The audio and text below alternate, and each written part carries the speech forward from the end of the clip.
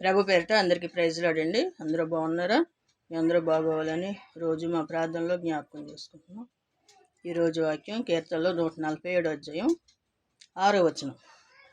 యెహోవా దీనులను లేవనెత్తువాడు, భక్తిహీనులను ఆయన నేలను కూల్చును. కృతజ్ఞతాస్తుతులతో యెహోవాను కీర్తించుడి.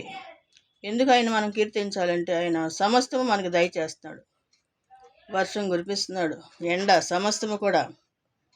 ఆకాశంలో మేఘములతో కప్పువాడు ఆయనే అంట. భూమి కొరకు వర్షము సిద్ధపరచువాడు ఆయనే. పర్వతంలో గడ్డిని మొలిపించేవాడు. తన యందు భయభక్తులు గల వారి ఎడల తన కృప కొరకు కనిపెట్టుకుని వారి యందు ఆయన ఆనందిస్తాడంట. ఎవరైతే దేవుని కోసం ఎదురు చూస్తూ ఆయన కృప కోసం కనిపెడుతుంటారో దేవుడు ఎంతగానో ఆనందిస్తాడంట. పశువులు, చెట్లు, ఆకాశం, గుట్టలు, మెట్టలు, పర్వతాలు అన్నీ కూడా దేవుని స్తుతిస్తున్నాయంట. మానవులు కొంతమంది దేవుని స్తుతించట్లేదు. మనిషిని సమస్తాన్ని సృష్టించాడు ఆయన, సృష్టికర్త. అందరూ మనుషులు సమస్తం కూడా దేవుణ్ణి స్తుతిస్తున్నారు. కాబట్టి కొంతమంది ఇంకా దేవునికి దూరంగా ఉంటున్నారు.